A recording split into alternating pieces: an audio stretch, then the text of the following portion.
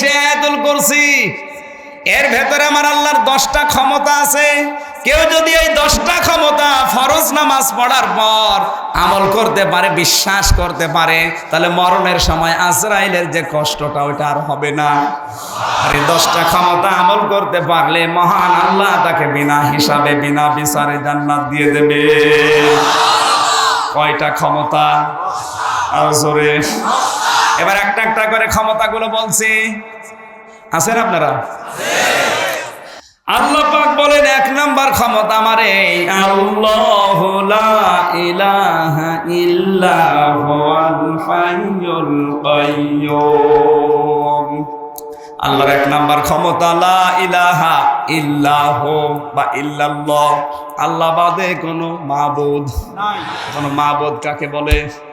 মাবুদ শব্দের শাব্দিক অর্থ ইবাদত পাওয়ার যোগ্য। আল্লাহ বাদে ইবাদত পাওয়ার যোগ্য দুনিয়ায় আর কেউ নাই। ইবাদত কি? যার হুকুম মানা যায়। আল্লাহ বাদে হুকুম মানা যায় এমন কোন সত্তা পৃথিবীতে আছে? সুতরাং আল্লাহ বাদে ইবাদত আর করা জায়েজ নেই কারো, সে যেই হোক। এটা যখন আপনি মনে প্রাণে বিশ্বাস করে পড়বেন, বাস্তবে দেখাবেন যে আমি আল্লাহ বাদে কারো ইবাদত করি না, কারণ কেউ ইবাদত পাওয়ার যোগ্য না। আল্লাহর এই একটা ক্ষমতা বিশ্বাস করলেই বাংলাদেশে ইসলাম কায়েম হয়ে যাওয়ার কথা। দ্বিতীয় নম্বরে বলা হচ্ছে আমার আল্লাহর ক্ষমতা আল হাই, তিনি চিরঞ্জীব। পৃথিবীতে কোন ধর্মের মানুষেরা তাদের দেবতাকে আল হাই বলতে পারে না, কারণ তারা নিজেরা বানায়, বিকাল বেলা নিজেরাই ডুবিয়ে দেয়। কথা বলেন না কেন? কারো দেবতা হাই না, কারো দেবতা কাইয়্যুম না। আমার আল্লাহ যেমন হাই তেমন তিনি কাইয়্যুম, চিরঞ্জীব এবং চিরস্থায়ী। এই এক একটা শব্দের ভেতরে হাজারো কথা লুকিয়ে আছে। যত গবেষণা করবেন আপনি তত বের করতে পারবেন। 3 নম্বরে আল্লাহ জানিয়েছেন, 4 নম্বরে লা তাখুযুহু সিনাতুন ওয়ালা নাওম। আল্লাহ পাক বলেন আমি আল্লাহ ঘুমাই না, ঘুমের তন্দ্রা পর্যন্ত আমার আসে না। আল্লাহ ঘুমায় না, শুধু তাকিয়ে থাকে। কেন? আপনাকে এই বিশ্বাস করা লাগবে আমার আল্লাহ কিন্তু সব সময় আমার দিকে নজর দিয়ে আছে। এই বিশ্বাসটা নিয়ে কেউ যদি আয়াতুল কুরসি পড়ে, ওর দ্বারা কখনো পরকীয়া প্রেম সম্ভব না। কারণ আমার বউ না জানুক, জানে কে? এর নাম লা তাখুযুহু সিনাতুন ওয়ালা নাওম। এই বিশ্বাস আছে আমাদের? এটা মুখে শুধু। এখানে অনেক আল্লাহর ওলি বসে আছে, এখনো পরকীয়া প্রেম চালিয়ে যাচ্ছে। একটু সত্যি করে বলেন তো, কারা এই প্রেমে আছেন? হাত তোলেন তো। মুরব্বী মানুষ ও কি দিয়ে কি করে? ও তো শরীরই চলেন। লাহু মা ফিস সামাওয়াতি ওয়া মা ফিল আরদ, আসমান জমিনে যা কিছু আছে এর হাকিকি মালিক কে? আর আমরা এখনই নিজেরাই হাকিকি মালিক হয়ে বসে আছি না। এই ক্ষমতাটা আল্লাহ কার? 6 নম্বরে আল্লাহ দিয়েছেন মান যাল্লাযী ইয়াশফাউ ইনদাহু ইল্লা বিইজনি। কে আছে এমন আমার অনুমতি ছাড়া আমার দরবারে সুপারিশ করবে? এই জন্য কারো উপরে ভরসা করে কোনো লাভ নেই। নিজের যোগ্যতা অর্জন করান। কথা বুঝতেছেন? কোন মরা পীর, কোন জিন্দা পীর, কারো উপরে ভরসা করা চলবে না। এগুলো সব ভুয়া। ভরসা করতে পারেন শুধু নিজের কর্মজীবনের উপরে, যে আমার আমল কতটুকু আছে। কথা বুঝতেছেন? এরপরে দিয়েছেন ইয়ালামু মা বাইনা আইদিহিম ওয়া মা খালফাহুম। তিনি তোমার সামনে কি আছে, পেছনে কি আছে হয়তো গোপনে কেউ জানে না, কিন্তু আমার আল্লাহ এটা জানে। ওয়ালা ইউহিতুনা বিশাইইন মিন ইলমিহি ইল্লা বিমা শা। আল্লাহর ইলম থেকে কেউ আয়ত্ত করতে পারে না যতটুকু আল্লাহ তাকে আয়ত্ত করান। অনেক মানুষ বলে আমি গায়েবের খবর জানি না। গায়েবের খবর শুধুমাত্র জানেন আল্লাহ। উনি যাকে জানিয়ে দেন যতটুকু তার চাইতে বেশি কেউ, এমনকি নবীজি পর্যন্ত গায়েবের খবর জানেন না। আল্লাহ যতটুকু তাকে জানায় ততটুকু ছাড়া। এরপরে দিয়েছেন ওয়াসিয়া কুরসিয়্যুহু সামাওয়াতি ওয়াল আরদ। আসমান জমিনে পরিব্যাপ্ত আমার আল্লাহর কুরসি। কুরসি মানে চেয়ার। কুরসি মানে এই যে কুরসি মানে চেয়ার। এই চেয়ারটা কোন চেয়ার? এটা আমরা দুনিয়াতে বিভিন্ন চেয়ার দেখতে পেয়েছি। আজ বিভিন্ন এলাকায় মনে করেন অফিস আছে, অফিসে চেয়ার নেই। কথা বলা লাগবে। একটা গার্মেন্টসের মালিক যিনি, তার একটা চেয়ার আছে, তার নিচে 10,000 মানুষ কর্মচারী কাজ করে খায়। এরা কিন্তু সব এই চেয়ারের নিচে। আপনি চেয়ারে বসলেই লাভ দেবেন না, অবিচার করবেন না, পক্ষপাতিত্ব করবেন না, দলীয়করণ আত্মীয়করণ করবেন না, কারণ এই চেয়ারে বসিয়েছে আল্লাহ আপনাকে আমানত হিসাবে। আপনি চেয়ারে বসে একজন মানুষের নিরপরাধ তার চাকরি খেয়ে ফেললেন, আপনার জীবনের জান্নাত আল্লাহ খেয়ে ফেলবে। কথা বুঝতেছে?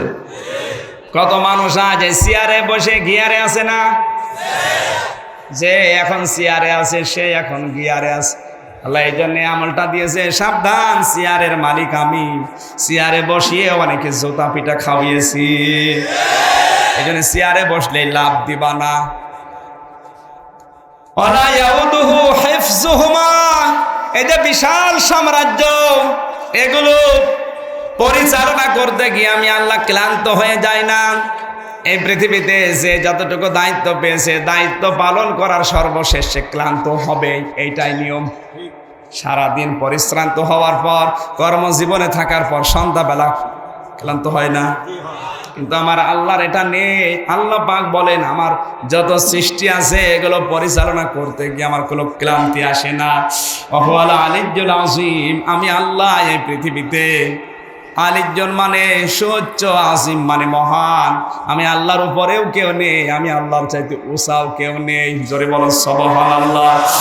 এই 10টা ক্ষমতা মনে প্রাণে বিশ্বাস করে ফরজ নামাজের পরে যদি কেউ এটা তেলাওয়াত করে জীবনে দেখাতে পারে, ওর মরণের সময় আযাব হবে না, বিনা হিসাবে আল্লাহ তার জান্নাত দিয়ে দেবে। আল্লাহ আমাদেরকে আমল করার তৌফিক দিন। আল্লাহ পাক বলেন, ওহে যারা ঈমানের দাবি করো। এখানে কিন্তু সবাইকে আল্লাহ ডাক দেয়নি, দিয়েছে শুধুমাত্র ঈমানদারকে।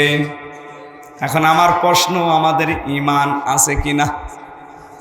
অনেকে আমরা মনে করি যে বিশাল জব্বাজার গায়ে আছে, পাগড়ি মাথায় আছে, নামের আগে মাওলানা মুফতি লেখা আছে, এ মনে হয় ঈমানদার না। আন আবি হুরায়রা রাদিয়াল্লাহু তাআলা আনহু قال قال النبي صلى الله عليه وسلم ইদা সাররাতকা সাজ্জিয়াতুকা, ইদা সাররাতকা হাসানাতুকা ওয়া সাআতকা সাজ্জিয়াতুকা। নবীজি বলেন, যখন তোমার ভালো কাজগুলো তোমাকে আনন্দ দেবে, তোমার মন্দ কাজগুলো তোমাকে কষ্টের ভেতরে ফেলে দেবে, তখন বুঝবে তোমার ঈমান আছে।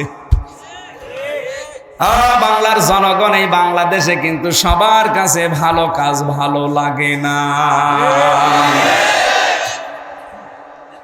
একটা জেনারেল মানুষ যদি একটা ভালো কাজে বিরোধিতা করে মেনে নেওয়া যায়। আমরা এখন দেখতে পাচ্ছি এই বাংলাদেশে এখন ভালো কাজগুলো বাধা দিতে কিছু আলেম নামে নামধারী জালেম উঠে পড়ে লেগেছে।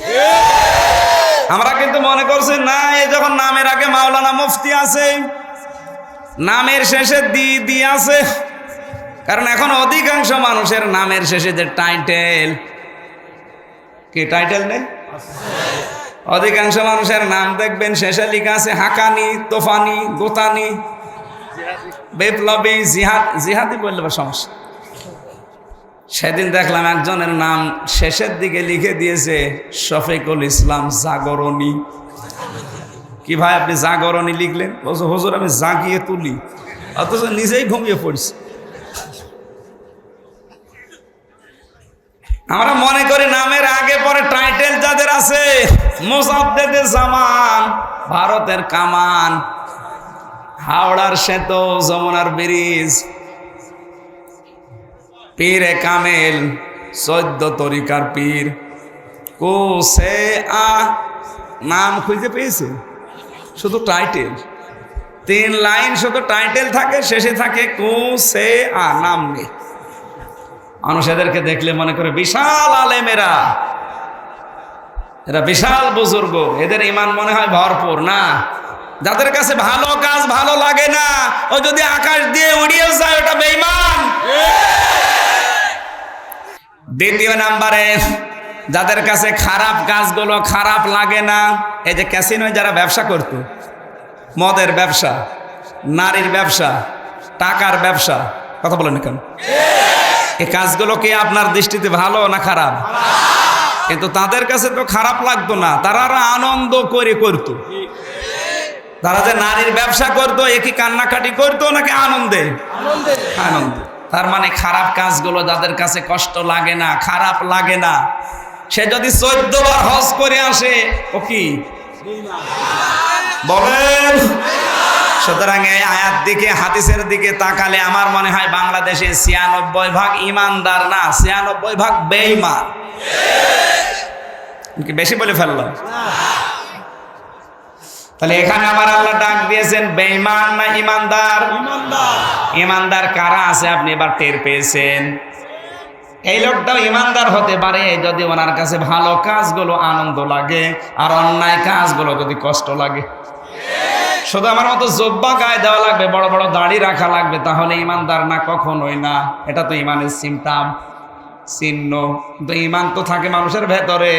যার ভালো কাজগুলো তাকে আনন্দ দেবে, অন্যায় কাজগুলো তাকে কষ্ট দেবে, বুঝবেন সে যাই হোক ওর ইমান আছে।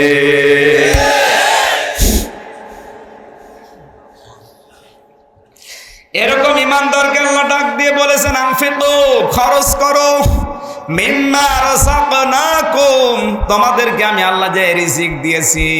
কখন খরচ করবা?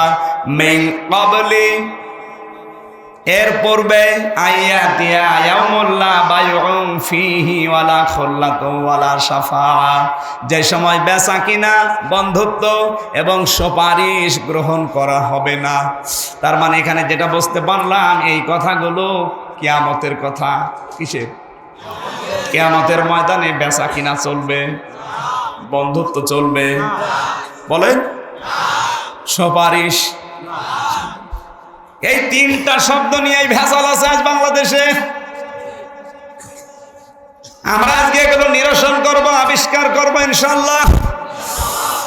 বিশ্ব নবীর উপরে কোরআন নাজিল করে আল্লাহ জানিয়েছেন আপনি খরচ করবেন ওই দিবস আসার পূর্বে, যেই দিবসে কোনো কেনা বেচা চলবে না।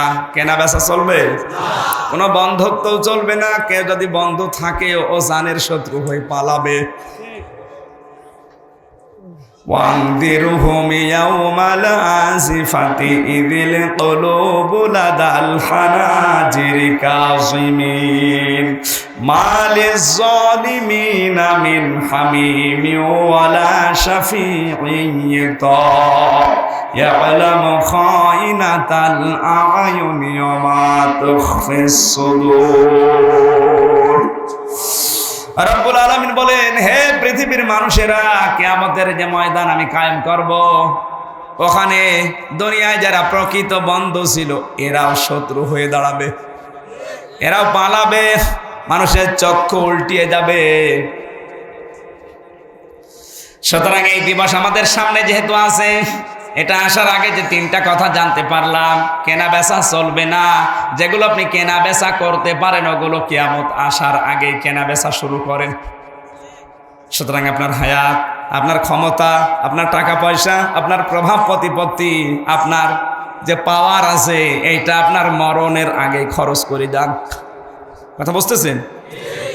নয়তো যখন আজরাইল আপনার কাছে আসবে, সঙ্গে সঙ্গে মানুষ কথা বলবে, فأنفقوا مما رزقناكم من قبل أن يأتي أحدكم الموت فيقول رب لولا أخرتني إلى أجل قريب فأصدق وأكن من الصالحين। يا الله তুমি আমাকে একটু সময় দাও, যদি একটু সময় পাই তাহলে আমি সব সাদকা করে দেব। আমার ছেলে মেয়ে, টাকা পয়সা, অর্থ সম্পদ, ক্ষমতা যা আমাকে দিয়েছো সব তোমার জন্য আমি দিয়ে দেব। 2 নম্বরে আমি ভালো হয়ে যাব। কি হয়ে যাব?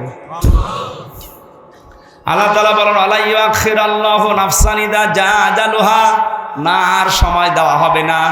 যার যতটুকু সময় ছিল ওইটাই শেষ, তোর জন্য আর নির্ধারিত সময় নেই। লাআল্লি আ'মালু সালিহান ফীমা তারাকতু কাল্লা ইন্নাহা কালিমাতুন হুয়া কাইলুহা। লোকটা যখন সময় চাবে আল্লাহ মুখের উপরেই বলবে, বান্দা এটা তোর মুখের কথা, তোরে বহু সময় দিয়েছিলাম, ভালো হওয়ার যদি মন থাকতো তাহলে ওই 50, 60, 70 বছরে ভালো হতে পারতি। এত বছরে যখন তোর পরিবর্তন হয়নি, তখন তোকে আর এক ঘন্টা বাড়িয়ে দিলে তুই ভালো হবি, ও গ্যারান্টি আমারে দেবে কে? সুতরাং তোর সময় আর নেই। আমাদের জীবনে এরকম সময় আসতেছে না আসবে না? প্রত্যেকের জীবনে আসবে। সুতরাং ওটা যখন আসবে তখন যেন আজরাইলের কাছে আবার সময় চাওয়া না লাগে।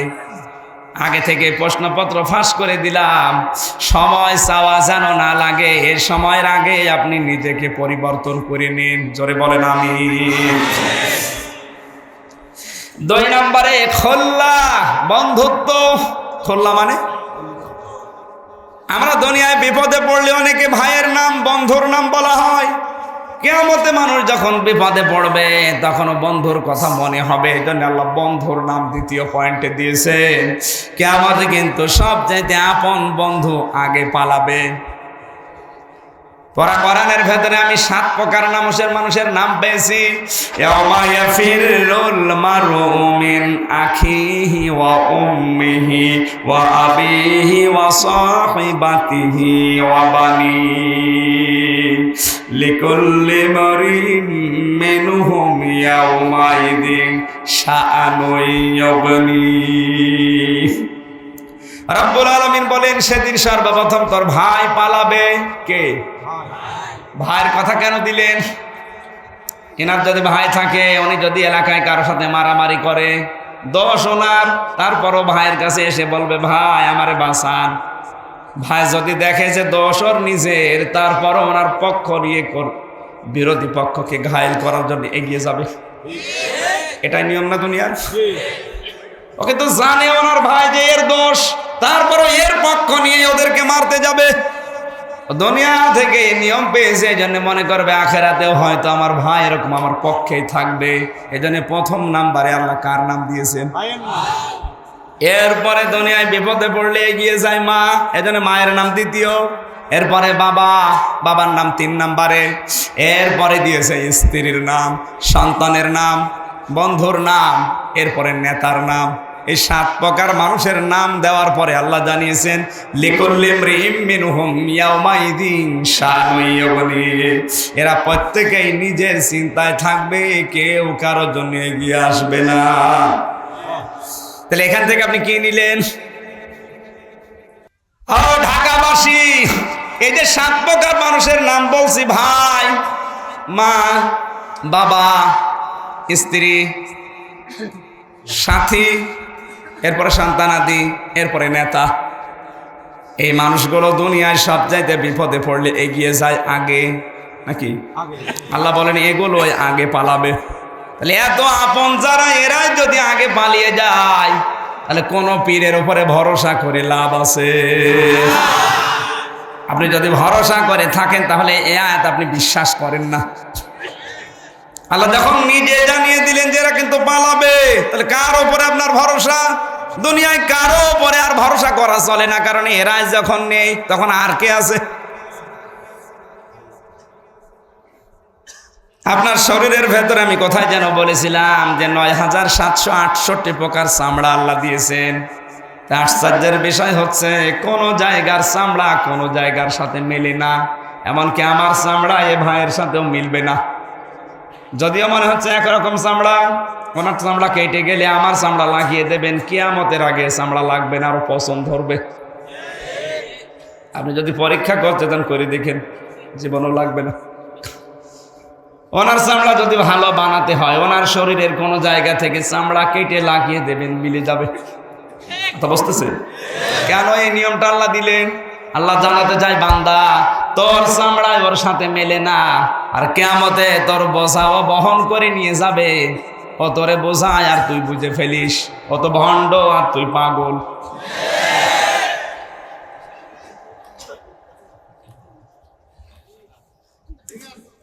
ঠিক আছে, মানে 100 ভাগ ঠিক। এরকম ভণ্ড দেশে এখন আছে না নেই? এরকম পাগল আছে না নেই? আছেন কারা? দেখে হাত তোলেন তো। পাগল সব বোঝার, এটা এখনো বোঝেন না। আলহামদুলিল্লাহ, আপনি বুঝতেছেন, আলহামদুলিল্লাহ। এই ভণ্ডদের এবং এই পাগলের মাঝখানে নিরসন হওয়া দরকার। আমরা আর পাগলামি করতে চাই না, এই ভণ্ডদের ভণ্ডামি করতেও দেব না।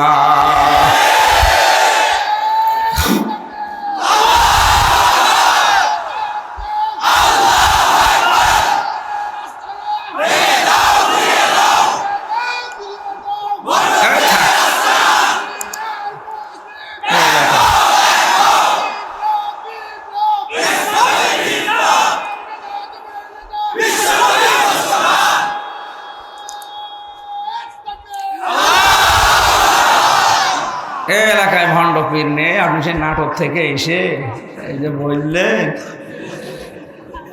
ঠিক হয় না। এলাকায় ওগুলো নেই আছে, কি আশা দেয় গো। আমার মনে হয় কোনো কোম্পানিও এত দালালি করে না।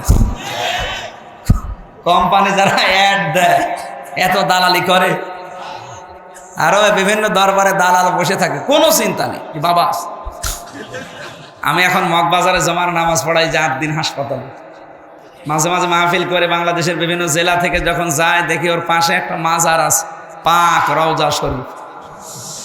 একবার রাত 3টার সময় যা প্রবেশ করছি, দেখছি ওখানে মাজারের ভেতরে নারী আর পুরুষ মিলে ঢোল বাজাচ্ছে আর গান বলছে। একজন আর একজনকে বলছে আমাদের কোনো চিন্তা নেই, এই বাবা কি বিশ্বাস দেখেছি, কি ভক্ত বাবা। আল্লাহ আপনার চামড়াটা তো খেলা করার জন্য দেয়নি। এই যে ৯,৭৬৮ প্রকার চামড়া কেন দিল? এক প্রকার চামড়ায় তো দিতে পারতো না। বিজ্ঞান আজকে দেখেছে এমন কোন চামড়া নেই যে আর এক জায়গার সাথে মেলে। মাথার চামড়া একরকম, মুখের চামড়া একরকম। কথা বুঝতেছে?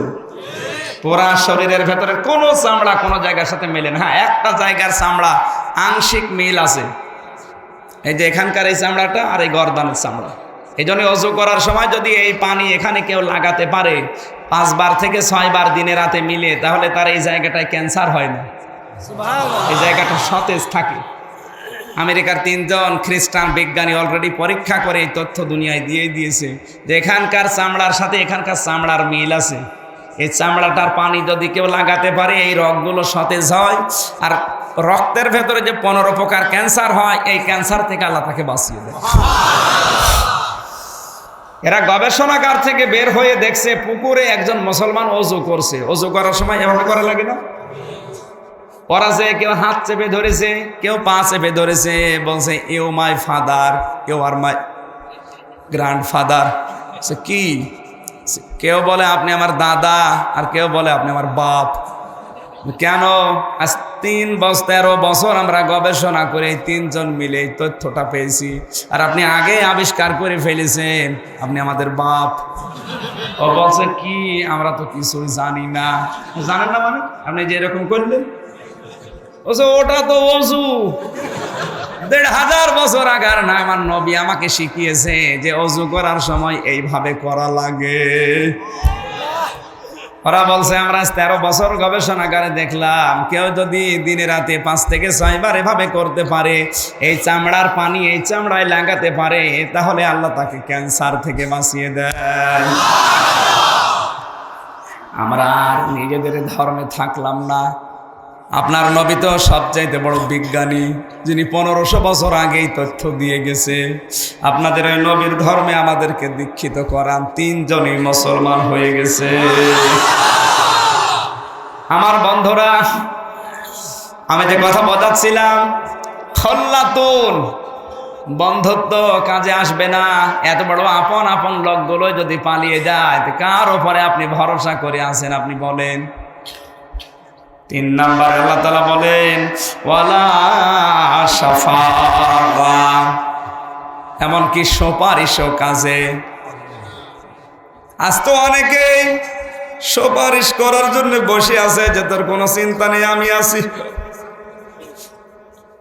কিয়ামতের ওই কঠিন ময়দানে কোন নবী যখন সাহস পাবে না, হযরতে আদম থেকে শুরু করে ঈসা নবী পর্যন্ত সবাই ফেরত দেবে না, আমাদের সম্ভব না। কারণ আমাদের দুনিয়ায় প্রত্যেকের এক একটা করে ভুল আছে। আমরা নিজেদের চিন্তায় এখন পেরেশান, আমরা পারবো না। তোমরা যাও, সর্বশেষ বলবে মুহাম্মাদুর রাসূলুল্লাহর কাছে, ওরা সবাই আসবে মোহাম্মদ রাসূলুল্লাহর কাছে, এসে বলবে হে রাসূল আপনি আমাদের জন্য সুপারিশ করেন। কি করেন? এখানে একটা পয়েন্ট মনে রাখা লাগবে, আলেম নেই এখানে। সুপারিশ করার যোগ্যতা থাকবে কার? যে লোকটার সুপারিশ লাগবে না। আমার নিজেরই যদি সুপারিশ লাগে, তা আমি আরেকজনের জন্য সুপারিশ করলে আল্লাহ দাঁত মুখ খুলে ফেলবে না? আমার নিজেরই সুপারিশ লাগবে, আর আমি যদি আরেকজনের ধরে দালালি করি হবে? সুপারিশ করতে পারে কে? যার কোনো সুপারিশ লাগবে না, তিনি আমাদের নবী মুহাম্মদ রাসূলুল্লাহ। কারণ এই সুপারিশ হচ্ছে একমাত্র একচ্ছত্র মালিকানা আল্লাহ। কুল্লিল্লাহি শাফাআতু জামিআ, সূরা জুমারের 44 নম্বর আয়াত। আল্লাহ বলেন হে নবী আপনি বলেন সুপারিশের একচ্ছত্র মালিকানা আমি আল্লাহ। আমি যদি অনুমতি দেই কাউকে, সে ছাড়া কেউ মুখ খুলতে পারবে না। আর আপনি এমন বাবার মুরিদ বিশ্বাস করে আছেন যে আপনার বাবা আপনাকে বাঁচাবে, ও কথা বলতে পারবে, এই গ্যারান্টি আপনাকে দিল কে? বলেন। যেখানে ঈসা নবীর মতো পাওয়ারফুল নবী হায় হতাশ করবে ইয়া নফসি আমার কি হবে, সেখানে কোনো বাবার খবর আছে? এগুলো সব বানোয়াট। কেউ যদি বলে কোরআনের হাফেজ কে আমাদের 10টা মানুষ সুপারিশ করে জান্নাতে নিয়ে যাবে, হ্যাঁ অবশ্যই যাবে, কিন্তু হাফেজকে হাফেজের মতো হওয়া লাগবে। এমনও হাফেজ এই বাংলাদেশে আছে, কোরআন সামনে দিলে শস্যর ফুল চোখে দেয়, আয়াত পড়া তো দূরের কথা, কোরআনের ওপরে কোনো আমল নেই। দুনিয়ার ধান্দায় পড়ে কোরআন খেয়ে ফেলেছে। এই কথা বলছে না কেন? অনেক মা বাবা তো এই ধান্দায় আছে, ছেলে যখন হাফেজ আমার আর নামাজ কালাম দরকার না। না ভাই, সমস্ত নবীরা যে দেখবে আরশের নিচে মুহাম্মদ রাসূলুল্লাহ 50,000 বছর সেজদায় পড়ে থাকবে, কথা বলার সাহস নেই।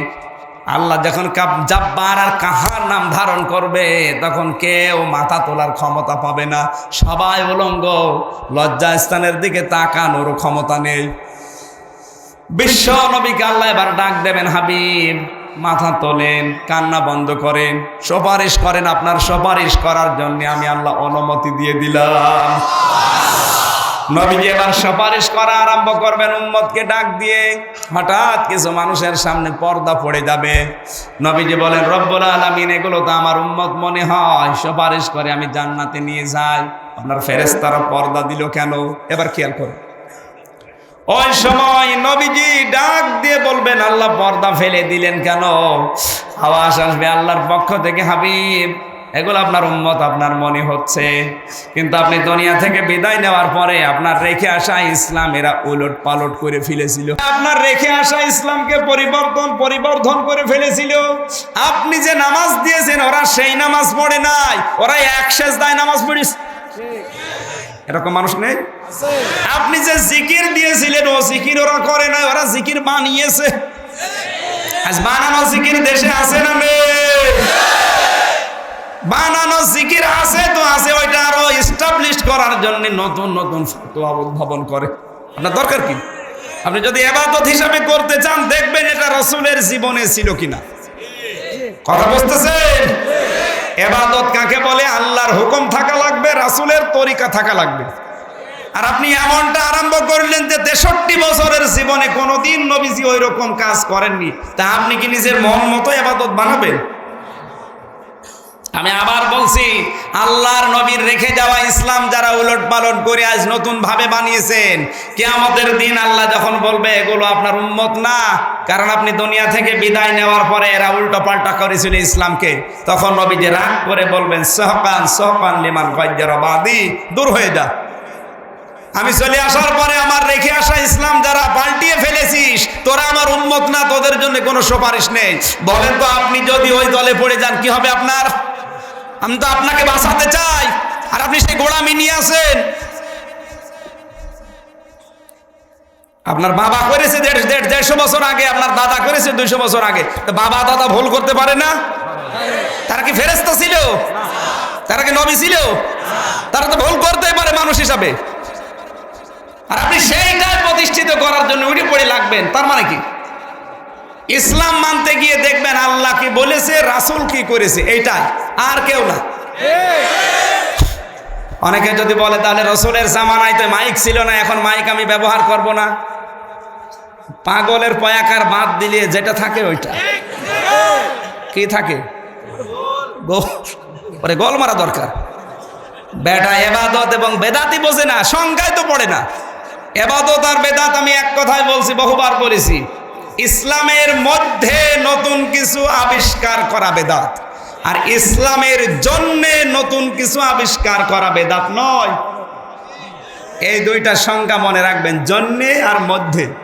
এটা আমি ব্যবহার করছি ইসলামের মধ্যে না ইসলামের জন্যে। ইসলাম প্রচারের জন্য আমি ব্যবহার করছি, তাহলে এটা ইসলামের মধ্যে না। ইসলামের মধ্যে কি? এই যে মসজিদটা আগে হয়তো যখন বানিয়েছিল 50 বছর আগে, তখন কিরকম পাকা ছিল, খড়কটা ছিল, টিন দেওয়া ছিল। এখন দিন যত যাচ্ছে এনারা দায়িত্ব পেয়ে যুবক মানুষ এখন বিউটিফাই করেছে। এই মসজিদে টাইলস লাগানো না, নেই টাইলস লাগানো নেই, মোজাইক পাথর দেওয়া আছে, এরপরে ফ্যান টাঙানো, এসি লাগানো, রং বেরং, তার সামনে তাকিয়ে দেখেন কত স্টাইল, বিউটিফুল করেছে। তাহলে এটা কি এবাদতের জন্যে না এবাদতের মধ্যে?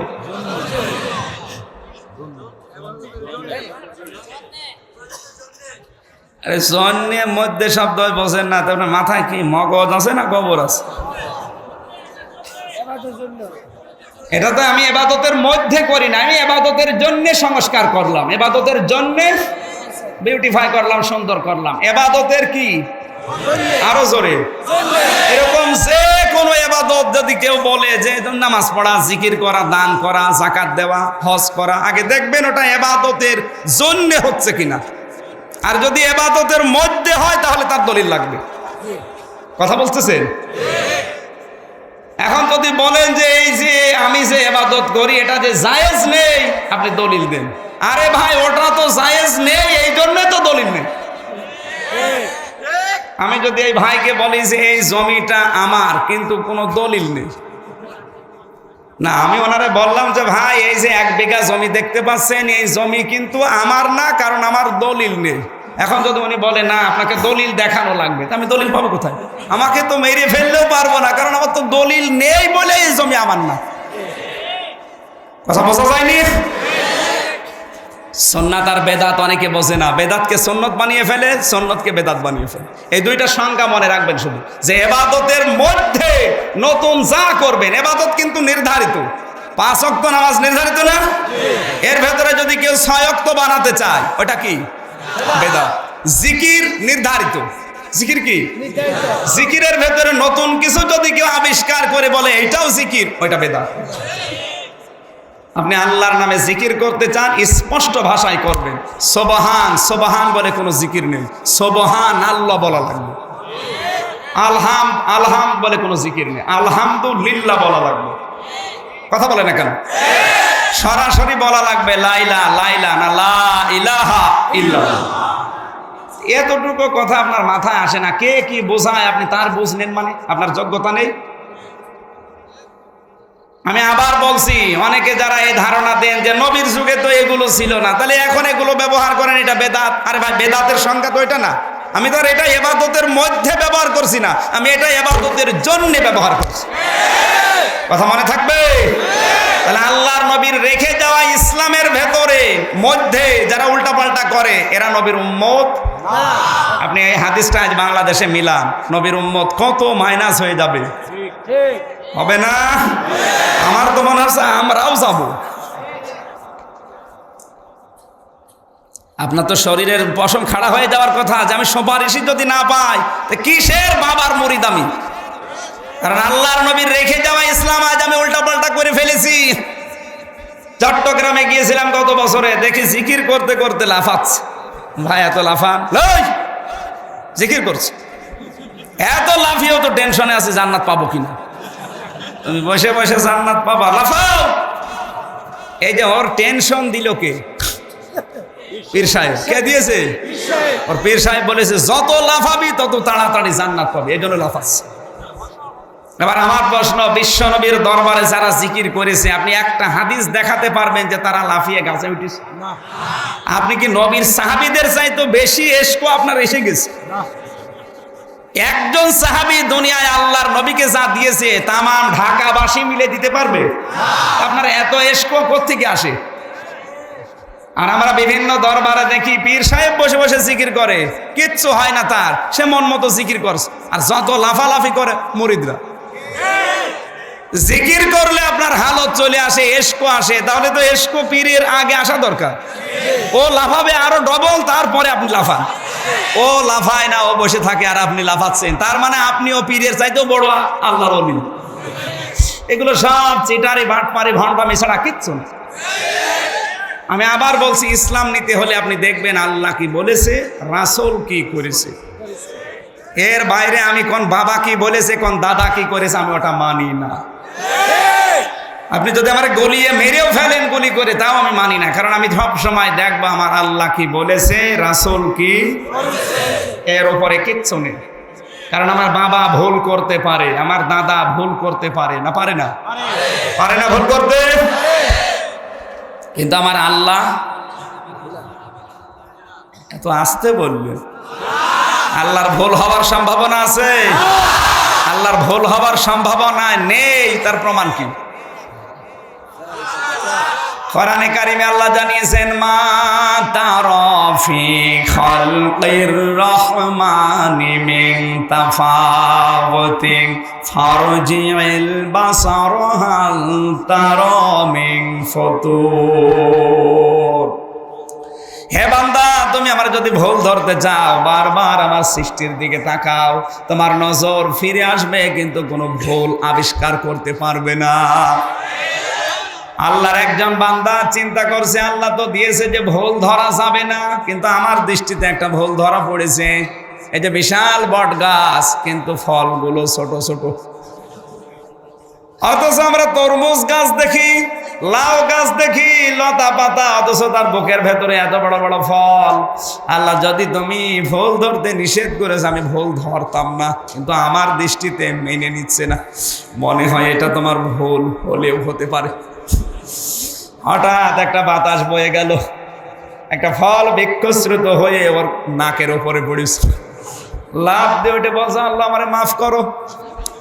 কারণ আমার যে চিন্তা, এই চিন্তা অনুযায়ী যদি যত বড় গাছ হবে তত বড় ফল হবে, আর আমি যে পজিশনে শুয়েছিলাম, আমার তো নাকও যেত, আমিও যেত। আপনি যতই নজর দিয়ে বাহ্যিক দৃষ্টিতে দেখেন যে না মনে হচ্ছে ভুল, কিন্তু ভুল আপনি বের করতে পারবেন না। আল্লাহ তাআলা বলেন, মানুষ যে সমস্ত বিষয়ে দোষ আবিষ্কার করতে চায়, ওই দোষ থেকেও আমি আল্লাহ আগেই মুক্ত। জোরে বলেন আল্লাহু আকবার। আমার ভাইরা, বিশ্বনবী কিয়ামতের ওই কঠিন ময়দানে মানুষের জন্য সুপারিশ করবে। কাদের? যারা নবীর উম্মত। এখন নবী সুপারিশ করবে কাদের জন্যে? সূরা তাহা 16 নম্বর পারা 18 নম্বর পৃষ্ঠা 10 নম্বর লাইনের 109 নম্বর আয়াতে ঘোষণা আছে। আপনি একটু মিলাবেন, আপনি সুপারিশ পাবেন কিনা। ইয়াউমাইযিল লা তানফাউশ শাফাআতু ইল্লা মান আযিনা লাহুর রাহমানু ওয়া রাদিয়া লাহু কাওলা। ইয়াউমাইযিন, সেই দিন, লা তানফাউ, নাফা, ইয়ানফাউ মানে উপকার পাওয়া। নাফা মানে কি? তানফাউ মানে এটা মজারে বর্তমান, ভবিষ্যৎ, প্রেজেন্ট, ফিউচার।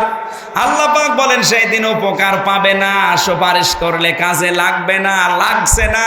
কাদের জন্যে? ইল্লা মান আযিনা আল্লাহুর রহমান, যাকে রহমান এজেন্ট না দেবেন, অনুমতি না দেবেন। আপনার জন্য যদি সুপারিশ কেউ করতে চায়, আগে আল্লাহর অনুমতি নেওয়া লাগবে। আরো জোরে বলা লাগবে।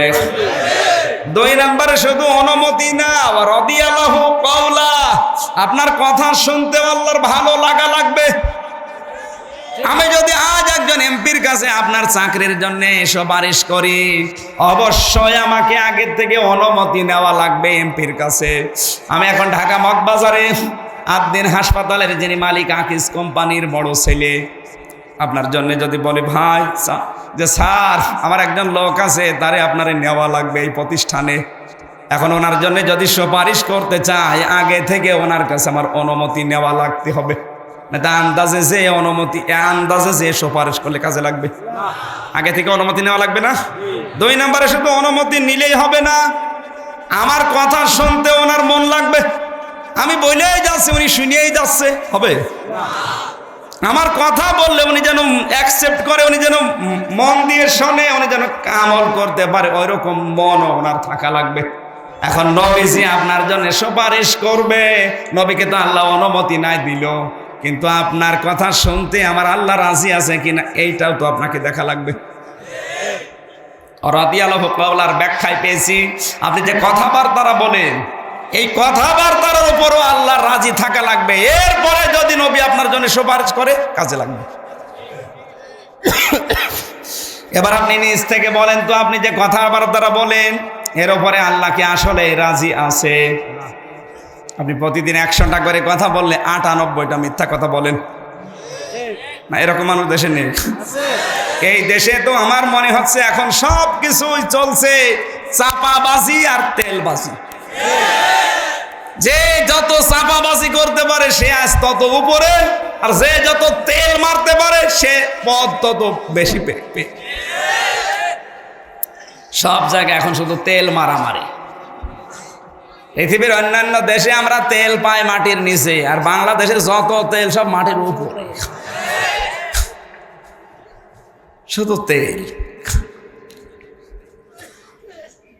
আল কাফিরুনা হুমুজ জালিমুন। আপনি সুপারিশ পাবেন কিনা আমির হামজার কাছে জিজ্ঞাসা করা লাগবে না, আপনি নিজেই যথেষ্ট। কারণ আপনি যা করছেন আপনার প্র্যাকটিক্যাল লাইফের উপরে, আপনার কর্মজীবনের উপরে, এমনকি যা কথাবার্তারা বলেন তার উপরে যদি আল্লাহ রাজি থাকে, নবীকে এবার অনুমতি দিলে সুপারিশ করলে কাজে লাগবে। আল কাফিরুনা হুমুজ জালিমুন।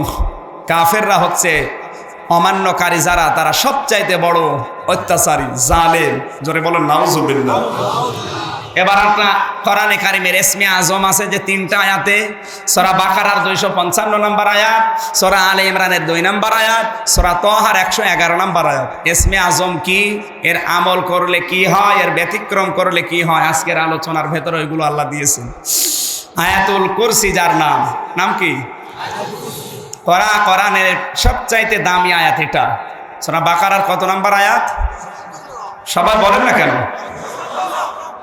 এত দামি আয়াত এটা। হযরতে আবু আয়ুব আনসারী বলেন, আমি রমজান মাসে মসজিদে গিয়ে দেখি কিছু খেজুর মসজিদের বারান্দায় আছে। কি আছে? নবীজি আমাকে বললেন, আবু আয়ুব আনসারী, এগুলো যাকাতের খেজুর, তুমি রাতের বেলায় পাহারা দাও, কোনো চোর যেন চুরি করে নিয়ে না যায়। হযরতে আবু আয়ুব বলেন, আমি রাতের বেলায় পাহারা আছি, হঠাৎ দেখি মসজিদে একটা চোর প্রবেশ করেছে, খাজুরগুলো একটা একটা করে তুলে কোষের ভেতরে ভরে। আমি যে বললাম এই খেজুর নেওয়া যাবে না, চোর আমারে বলছে, আবু আয়ুব নেওয়া যাবে না মানে এগুলো যাকাতের খেজুর। সকালবেলা নবী গরিব দুঃখীকে দেবে, তার ভেতরে আমি একজন গরিব, সকালবেলা যখন দেবে আমি আগের থেকে নিয়ে যাচ্ছি, বাধা দিও না। চোর মসজিদে উঠে ঘড়ি চুরি করছে, মসজিদ আজান দিতে গিয়ে বসে কি মসজিদও মানো না? মানব কি করে? এ মসজিদ আল্লাহ, আমি আল্লাহ, আল্লাহর ঘরের সম্পদ আল্লাহর বান্দা চুরি করবে, অসুবিধা কি? এরপরও যখন বলে না চুরি করতে দেব না, আমি পাহারাদার আছি, চোর এত কাকতি মিনতি করে, আবু আয়ুব আমার ছেড়ে দাও, আমি আজ প্রায় সারাদিন না খাওয়া। এত কাকতি মিনতি করে, আবু আয়ুব বলেন তার মুখের দিকে তাকিয়ে আমি ছেড়ে দিলাম, যা। মনে মনে ভাবলাম এগুলো তো সকালবেলা নবী এদেরকেই দেবে, আগে থেকে নিয়ে যাচ্ছে, একটু কমে যাক। সকালবেলা ফজরের নামাজ পড়তে গিয়ে দেখি আল্লাহর নবী আমাকে বলছে, আবু আয়ুব, রাতের বেলা যে চোর এসেছিল ছেড়ে দিলে কেন? আবু আয়ুব বলে, হুজুর খুব গরিব মানুষ, আর এগুলো তো ওদেরকেই দেবেন, এই জন্যই ছেড়ে দিয়েছি। নবীজি বললেন, আবু আয়ুব, ওই লোকটা বড় মিথ্যাবাদী, প্রতারক, ধোঁকাবাজ, ও কিন্তু আজকে আবার আসবে। আবু আয়ুব বসে, আবার আসবে মানে এবার আসুক। গভীর রজনীতে দেখে হ্যাঁ এসেছে, খেজুরও নিচ্ছে। এই বেটা, কালকে প্রতারণা করলে আজকে তোরে আর ছাড়বো না। লোকটা যত কাকতি মিনতি করে, আবু আয়ুব বলে আমি তত জাপটা করে ধরি, দেখি লোকটা তেল মেখে এসেছে। কিছুক্ষণ পরে দেখি কোন ফাঁকে যেন বের হয়ে দৌড় দিয়েছে। সকালবেলা কি বলবো, নবীজি জিজ্ঞাসা করলে ফজরের নামাজের সময় আল্লাহর নবী বললেন, কই চোর ছেড়ে দিলে কেন? আবার বলে, হুজুর ধরেছিলাম কিন্তু লোকটা তেল মেখে এসেছিল।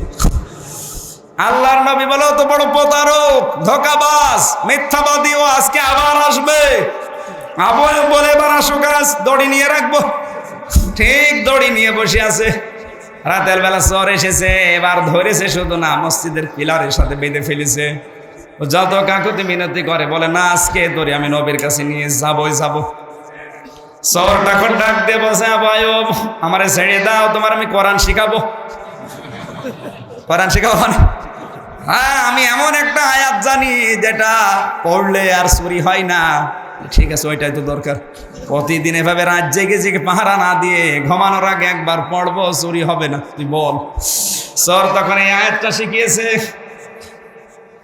আয়াতুল কুরসি নামক সূরা বাকারার 255 নাম্বার আয়াত যদি আপনি সবার আগে ঘুমানোর আগে পড়ে শুতে পারেন, আমার আল্লাহর 70 জন ফেরেশতা ওই জায়গাটা পাহারা দেয়।